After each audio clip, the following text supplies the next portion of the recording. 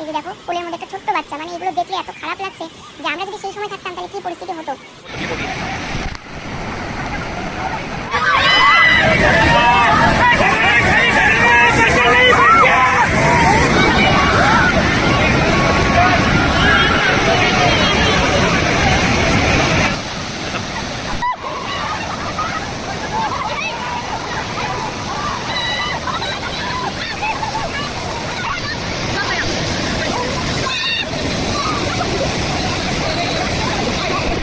আসসালামু আলাইকুম ও রহমতুল্লাহ।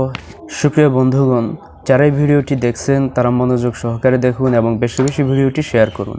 দেখুন, আমরা এক করুণ দৃশ্য দেখতে যাচ্ছি।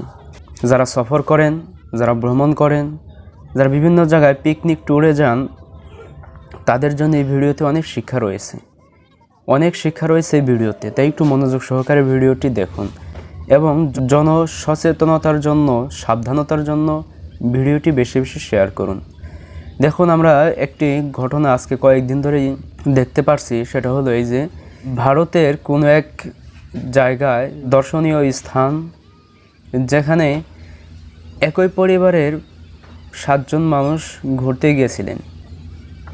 দেখুন, তারা ঘুরতে যাওয়ার পর এই যে পাহাড়ের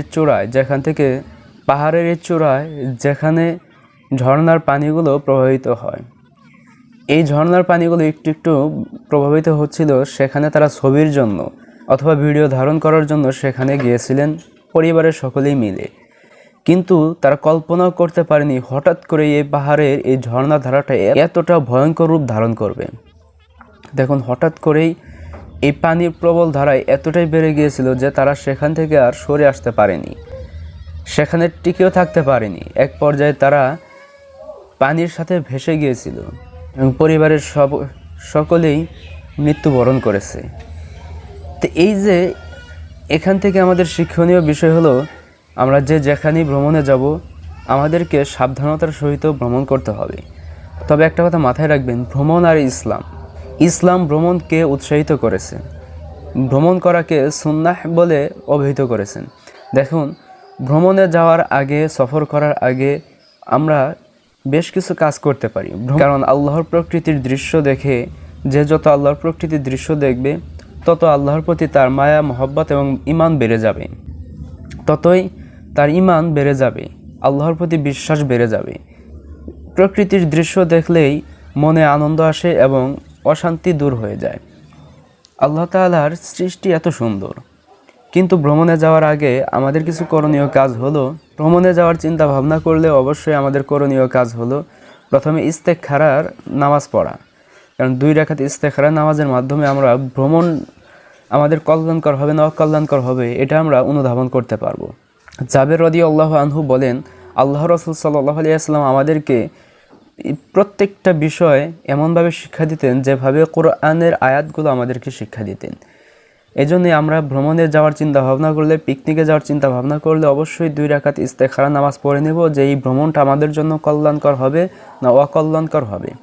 এবং দ্বিতীয় নাম্বার আমাদের করণীয় কাজ হলো, আমরা যখন ভ্রমণে যাব তখন অবশ্যই চতুর্দিকে সচেতনতা অর্থাৎ সাবধানতা অবলম্বন করতে হবে। যেখানে যাব ওই জায়গার পরিবেশ আমাদেরকে বুঝতে হবে, ওই জায়গার প্রতি আমাদেরকে অবশ্যই জ্ঞান রাখতে হবে। তৃতীয় নাম্বার কাজ হলো, আমরা যখন পারিবারিকভাবে বা বন্ধুদের নিয়ে সংঘবদ্ধভাবে কোথাও ভ্রমণে যাব তখন আমাদের মধ্যে থেকে একজন আমিরকে নিযুক্ত করব। আল্লাহ রাসূল সাল্লাল্লাহু আলাইহি ওয়াসাল্লাম আমাদের মধ্যে থেকে আমির নিযুক্ত করার কথা বলেছেন যে তোমরা যদি 3 জনও কোথাও সফরে যাও তাহলে তোমাদের মধ্যে থেকে একজন আমির নিযুক্ত করো। চতুর্থ নাম্বার কাজ হলো, আমরা যখন ভ্রমণে যাব তখন একই পরিবারের লোক যদি যাই অথবা বন্ধুবান্ধব সকলে মিলে যদি যাই, তাহলে আমরা কোনো এক আকর্ষণীয় জায়গা দেখে বা ঝুঁকিপূর্ণ জায়গা দেখে সেখানে সকলেই উঠব না বা সেই জায়গায় সকলেই যাব না। কারণ সকলে যদি সকলেই ঝুঁকিপূর্ণ জায়গায় ঝুঁকিতে পড়ে যায় তাহলে আমাদেরকে সাহায্য করার মতো কেউ থাকবে না। কিন্তু যদি আমরা 1 জন বা 2 জন যাই তাহলে বাকিরা আমাদেরকে সহযোগিতা করতে পারবে, আমাদেরকে সাহায্য করতে পারবে। এই জন্যই ভ্রমণে যেতে হলে অবশ্যই আমাদেরকে এই সমস্ত বিষয়গুলো মাথায় রেখে, চোখ কান খোলা রেখে সাবধানতা অবলম্বন করে চলতে হবে।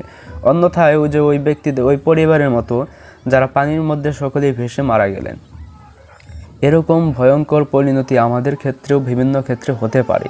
আল্লাহ তাআলা আমাদের সকলকে সঠিকভাবে আল্লাহর নিদর্শন অবলোকন করার তৌফিক দান করুন। আসসালামু আলাইকুম ওয়া রাহমাতুল্লাহ।